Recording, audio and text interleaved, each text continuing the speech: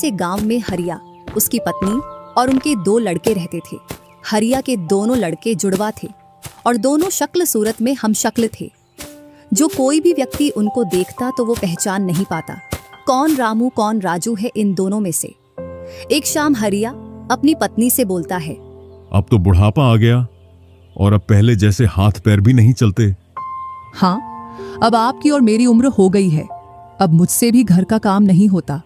क्यों ना रामू और राजू के लिए सुंदर लड़कियां देखकर उनकी शादी कर दी जाए। हाँ भाग्यवान, तू बोल तो सही रही है, लेकिन मुझे रामू की फिक्र है क्योंकि उसे काम में आलस आता है और वह कैसे अपना गुजारा कर पाएगा। बातें करते करते दोनों सो जाते हैं।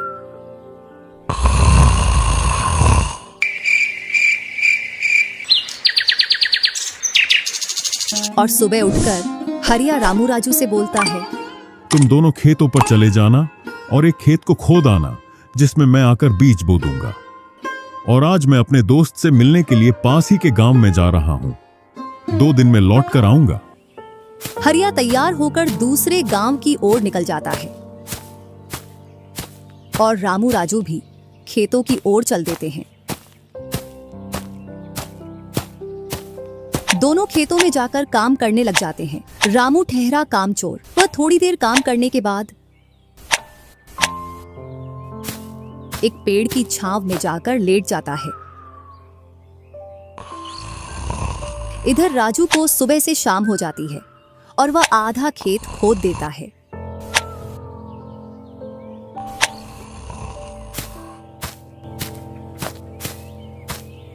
और हरिया भी अपने दोस्त के पास पहुंच जाता है। अरे भाई हरिया, कैसे आना हुआ? तुझसे मिलने की इच्छा हुई तो मिलने आ गया। चल अच्छा है, पहले भोजन करते हैं, इसके बाद गप्पे लड़ाएंगे। दोनों साथ में भोजन करते हैं। हाँ भाई हरिया, सुना सब कुशल मंगल? हाँ भाई, सब कुछ कुशल मंगल है। अब तो तेरे दोनों लड़के शादी के लायक हो गए होंगे। हाँ, दोनों शादी के लायक हो गए हैं और खासकर मैं तेरे पास इसीलिए आया हूं कि कहीं दोनों लड़कों के लिए लड़कियां देख आऊं। वैसे अपनी भी 2 बेटी हैं और दोनों खूब होशियार और चंचल है। अब दोनों की भी उम्र शादी के लायक हो गई है। अगर तुझे कोई एतराज ना हो तो क्यों ना इस दोस्ती को रिश्तेदारी में बदल दी जाए। इतना सुन हरिया बड़ा खुश होता है। जब वह दोनों लड़कियों को देखता है तो दोनों बहुत ही सुंदर थीं।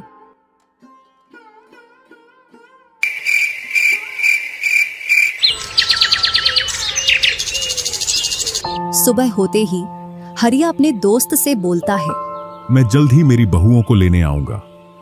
इतना बोलकर हरिया अपने गांव की ओर चल देता है। इधर रामू और राजू भी अपने खेतों पर काम करने के लिए आ जाते हैं और रामू पेड़ की छांव में जाकर सो जाता है। इधर राजू अपने काम में लगा रहता है। शाम होने को आ जाती है और हरिया भी अपने खेतों के पास आ जाता है। रामू की आंख खुलती है तो हरिया उसको आता हुआ दिखता है, तो वह खेत में जाकर काम करने लग जाता है। चलो घर, अब शाम हो गई और खेत भी पूरा खुद गया है।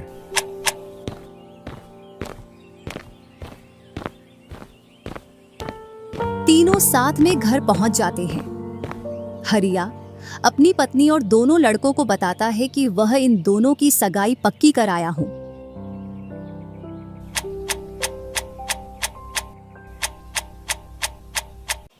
और वह कुछ दिन बाद दोनों का विवाह कर देता है।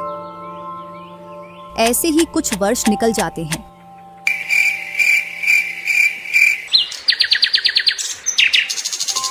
हरिया और उसकी पत्नी का स्वर्गवास हो जाता है और दोनों भाई जमीन और घर का बंटवारा कर लेते हैं। रामू अपने आलसी पने की वजह से खेतों में काम करने नहीं जाता और दिन भर घर में ही पड़ा रहता। इधर राजू अपने खेतों में दिन रात मेहनत करता है, जिससे रामू और राजू की फसलों में अंतर स्पष्ट दिखाई देता है। एक दिन रामू राजू से बोलता है, तूने अच्छा खेत रख लिया और मुझे यह खराब खेत दे दिया। जिससे तेरी फसल अच्छी हो रही है और मेरी फसल कमजोर। कोई ना, अगली फसल पर खेत बदल लेंगे।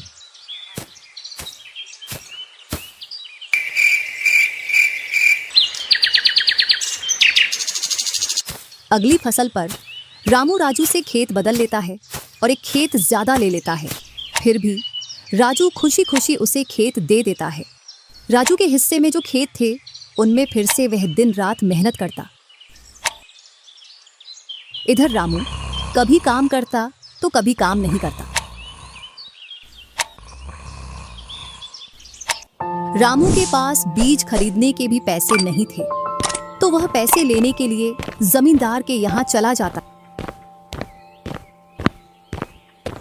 जमींदार जी, कुछ पैसे उधार चाहिए थे, जिससे मैं अपने खेतों के लिए बीज ले आता और फसल आने पर मैं आपको पैसे लौटा देता। क्यों नहीं भैया, लेकिन आपको 2% ब्याज देना पड़ेगा। जी जमींदार जी, मैं ब्याज दे दूंगा। जमींदार रामू को पैसे दे देता है और रामू उनसे कुछ बीज लाकर अपने खेतों में बो देता है। इधर राजू अपनी फसल की रोज देखभाल करता और रामू बोकर आया उसके बाद से अपनी फसलों को देखने के लिए भी नहीं गया। वहीं अपने घर में पड़ा रहता और दिन रात सोता रहता।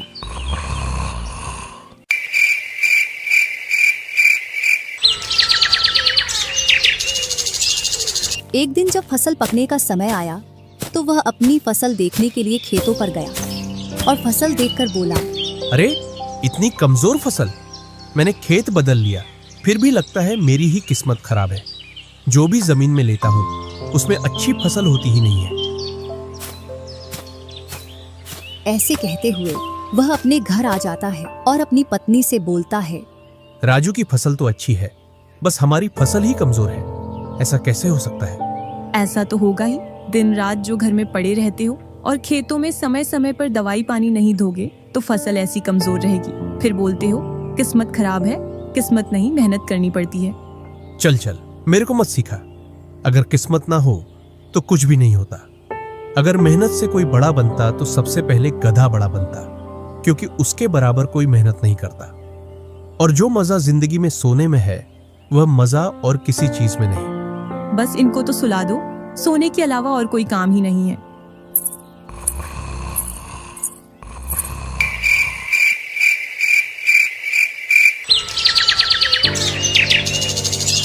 कुछ दिनों बाद जब फसल निकली तो राजू की फसल रामू से दोगुनी निकली, जबकि उसकी जमीन रामू से कम थी। रामू फसल को देखकर बोलता है, इस फसल को बेच कर आऊं या खाने के लिए रखूं? इधर जमींदार जी को भी पैसे देने हैं। अब इतनी सी फसल से कैसे काम चलेगा पता नहीं।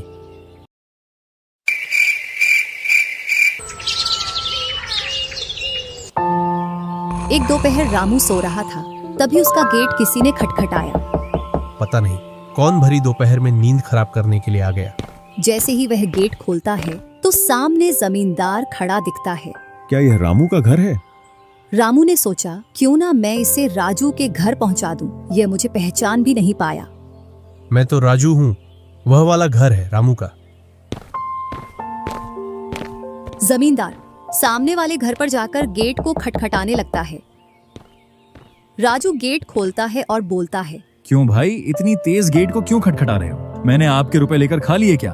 हाँ भैया रामू, तुमने मेरे जो पैसे लिए थे उन्हीं को लेने के लिए आया हूँ।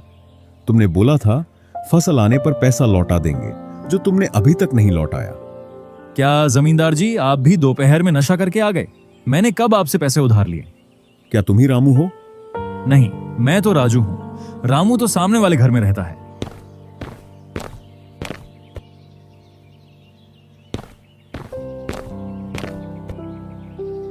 भरी दोपहरी में जमींदार का सर चकरा जाता है और वह अपने घर चला आता है और घर पहुंचकर मुनीम से बोलता है, ऐसा लगता है मुझे कि जो पैसे रामू के दिए थे वह पैसे अब लौट कर नहीं आने वाले।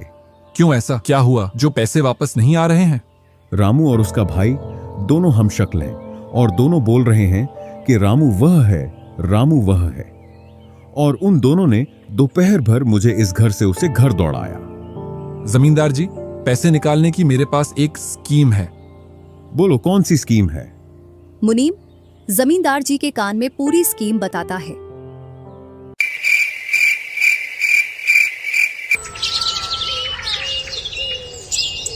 दूसरी सुबह जमींदार, मुनीम और दो आदमी जिनके हाथ में लाठी थी, चारों लोग रामू के घर की ओर चलते हैं।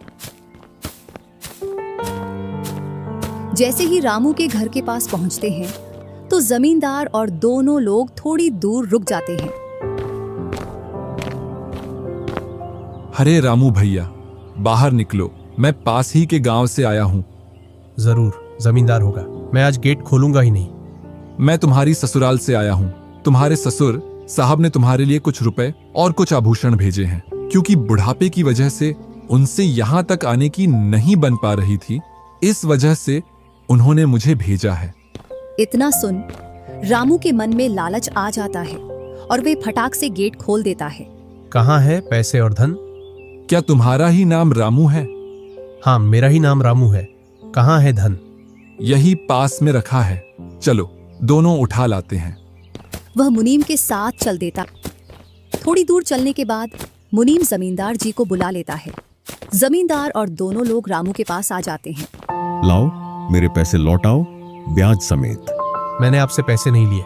ये ऐसे नहीं मानेगा। अब तुम दोनों के हवाले करता हूं, तुम चाहे जैसे इससे पैसे निकालो। और दोनों आदमी रामू को लठ से मारते हैं। रामू चिल्लाता हुआ, अरे भाई रुको, अरे भाई रुको, मत मारो, अरे भाई रुको, मत मारो। इधर वह दोनों रामू में दे लठ लठ बरसा रहे थे। तभी राजू गेट खोलकर देखता है तो रामू पर कुछ लोग लठ से वार कर रहे थे। तो वह दौड़कर उनके पास आता है और बोलता है, अरे भाई रुको। इस रामू ने आज से 5 महीने पहले मुझसे पैसे लिए थे। जब लौटाने की बारी आई तो बहाने कर रहा था। कितने पैसे हैं? 2000। रुको मैं लाता हूँ।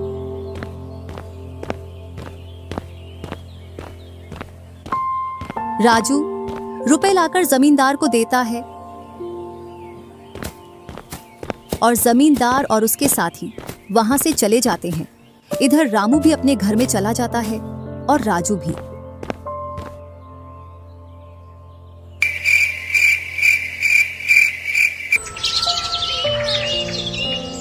कुछ दिनों बाद दोनों भाई अपना अपना खेत खोदने के लिए खेतों पर पहुंच जाते हैं। इधर खेत खोदते खोदते राजू दौड़ते हुए रामू के पास आता है और बोलता है, देखो मुझे खेत में क्या मिला है।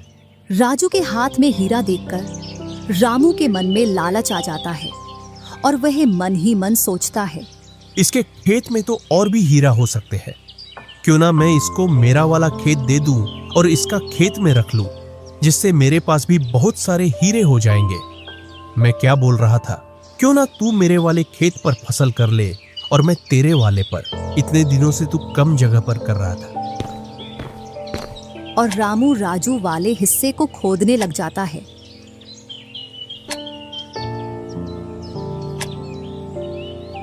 शाम तक पूरे खेत को खोद देता है, लेकिन उसे उसमें कुछ भी नहीं मिलता और थका हारा घर पहुंच जाता है। आज पूरा खेत खोद दिया, लेकिन फिर भी एक हीरा नहीं मिला, जबकि राजू ने खेत का एक कोना खोदा था, उसमें ही उसे एक हीरा मिल गया। अच्छा, आप अगर ऐसे ही मेहनत करते रहे तो एक दिन आपको भी बहुत सारे हीरे मिलेंगे। बातों ही बातों में रामू की नींद लग जाती है।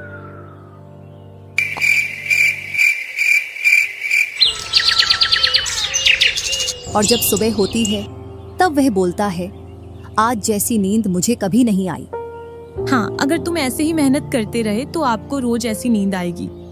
और रामू उसे वर्ष राजू की तरह अपने खेतों में मेहनत करता है और दोनों की फसलें बराबर निकलती हैं, जिससे रामू के चेहरे पर अलग ही चमक दिखती है। एक दिन चारों लोग साथ में बैठकर खाना खा रहे थे। क्या सच में उस दिन खेत में से हीरा निकला था? हाँ भैया, निकला था ना।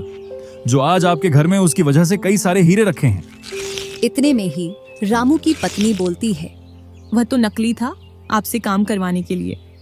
इसी प्रकार बातें करते करते चारों लोग अपने अपने घरों में जाकर सो जाते हैं।